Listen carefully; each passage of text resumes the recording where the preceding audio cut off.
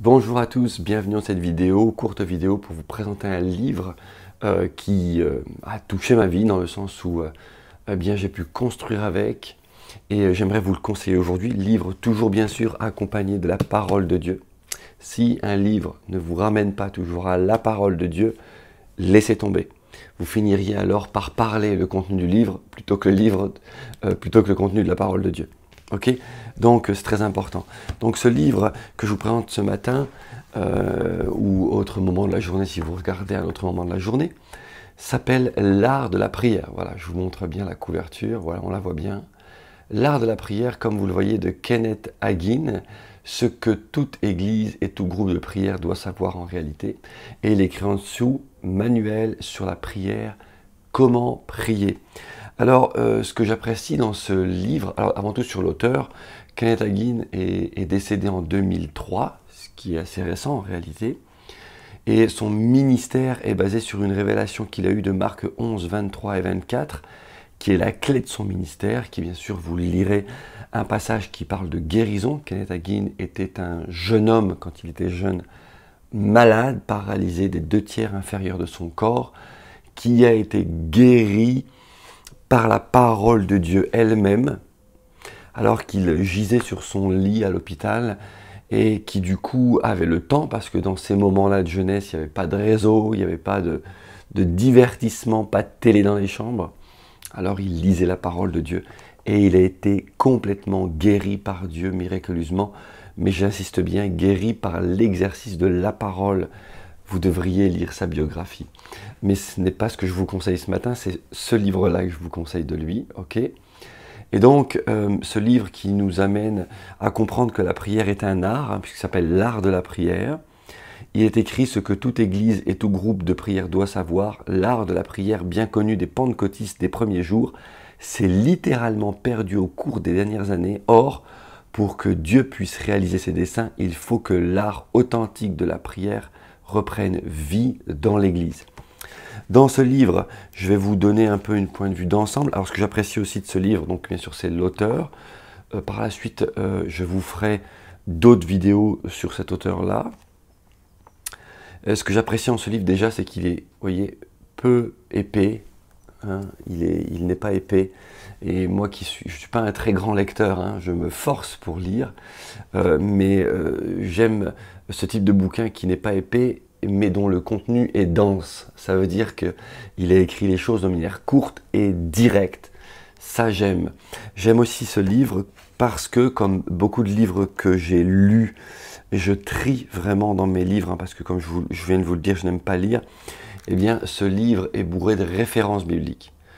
Un livre qui ne vous donne qu'une référence biblique tous les 100 pages ou tous les 20 pages, à mon sens, manque de pugnacité à vous ramener à la parole de Dieu. Là, il y a beaucoup de références bibliques, ce qui fait que vous pouvez vous appuyer sur la parole de Dieu et être certain que ce que ce livre est en train de poser en vous n'est pas une liste d'idées que l'auteur aurait eues ou de révélations, somme toute imaginaire, mais c'est bien la parole de Dieu. Okay. Kenneth Hagin donc a écrit ce livre, et si je vous donne une vue d'ensemble, avant de vous dire ce qui m'a touché dans ce livre, donc maintenant je resserre sur le livre en lui-même, la vue d'ensemble, je parcours un peu le sommaire, mais ça vous donnera des points. Pourquoi prier, différentes sortes de prières, définition de la supplication et de l'intercession, ce qui est très intéressant. L'homme a besoin d'un intercesseur.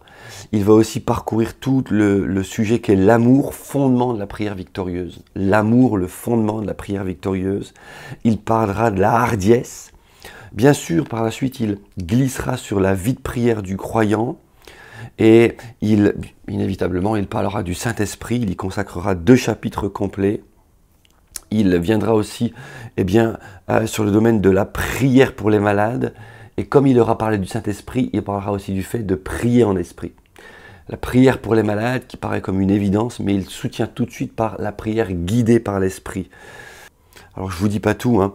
Et il terminera bien sûr par le fait de triompher dans la prière, mais il aura aussi l'audace de parler des excès. Il y a vraiment ce pan-là aussi qui est très intéressant. Et il parlera aussi de rendre vie à l'art de la prière. Alors je ne vous ai pas donné tout toute la liste, la table des matières, hein, elle est longue, hein, je ne sais pas si vous la voyez bien là, elle est longue, mais je vous l'ai juste un peu parcouru. Et ce qui, moi, m'a frappé dans ce livre, c'est le fait que, et c'est plus ce livre, mais aussi l'auteur, c'est le fait qu'en réalité, il remet les choses à sa place. Comme je vous l'ai dit, il va droit au but, avec beaucoup de force, il ne passe pas par 4 chemins, et quand il parle de la prière, il enlève tout le côté peut-être un peu consensuel de la chose, et il dit ce qui marche, et ce qui ne marche pas.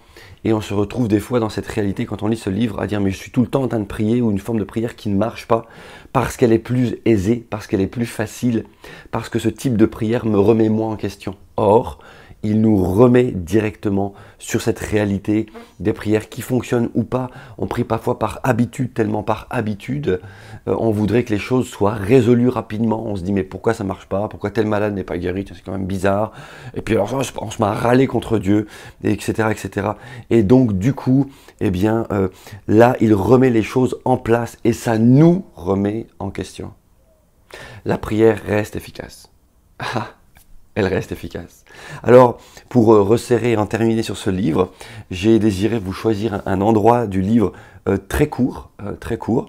Vous verrez dans ce livre que Kenneth Hagin, et c'est un peu ce qui lui a valu une mauvaise réputation, il exprime le fait que, et ça il l'a vécu dès sa maladie, hein, quand il était malade, il comprenait ce que l'adversaire lui disait, dans le sens où il entendait l'adversaire lui tendre les pièges. Et on pourrait se dire, ouh, c'est bizarre le truc là.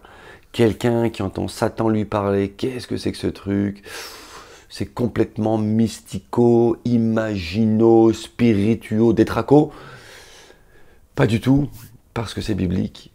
Jésus, dans le désert, n'a pas seulement entendu, mais il a vu l'adversaire. Et il a parlé avec lui. Et l'adversaire lui a tendu des pièges à Jésus. Et il a répondu, il est écrit. Donc ça, c'est important que vous reteniez ça, parce que Kenneth Hagin, vous allez entendre peut-être des choses qui ne sont peut-être pas forcément équilibrées. Je ne dis pas que c'est un homme parfait, hein, bien sûr. Prenez ce qui est bon, retenez ce qui est bon. Hein. Mais voilà, ça c'était pour le petit avertissement. Et donc dans ce livre, il dit, dans le passage que je vais vous lire, c'est pour ça que je vous ai parlé de cette réalité, qu'il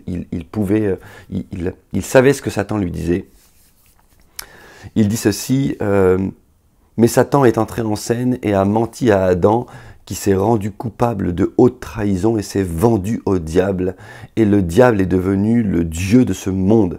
Le verset 4 de 2 Corinthiens appelle Satan le Dieu de ce monde.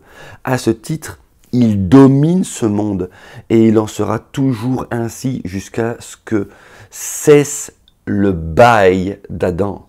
Le bail d'Adam. Adam a traité d'un contrat avec Satan et Satan donc est sous l'autorité d'un bail qu'Adam lui a cédé. Et il dit ceci, d'un point de vue légal, Dieu ne peut pas intervenir pour enlever cette autorité au diable. Voyez-vous, il remet les choses en place et je finis ma lecture. Si ce dernier exerce son autorité ici-bas, c'est qu'il en a légalement reçu le droit, puisqu'il le tient d'Adam lui-même. En conséquence, Dieu, écoutez bien, Dieu ne peut rien entreprendre sur terre, à moins qu'un habitant de la terre ne le lui demande, en l'occurrence, un enfant de Dieu. Voilà, je vous lis juste ce court passage qui pour moi est une pépite, parce que si souvent on entend, et j'en terminerai bien sûr, si souvent on entend les personnes dire « Bon, ben déjà que la volonté de Dieu soit faite, hein, on verra bien. Oh, puis nous on est bons, nous on est des gens qui prenons de pas si mauvaises décisions que ça, on fait de mal à personne, alors Dieu bénira. » Mais toutes les paroles que je viens de vous dire là, pas du bouquin, hein, mais ce que je viens de vous dire là, en extrapolant, mais sont très répandues. Et les gens ne savent pas se défendre, et en fait ils vivent sur terre comme sur un ring de boxe, tout en espérant éviter les coups, c'est tout.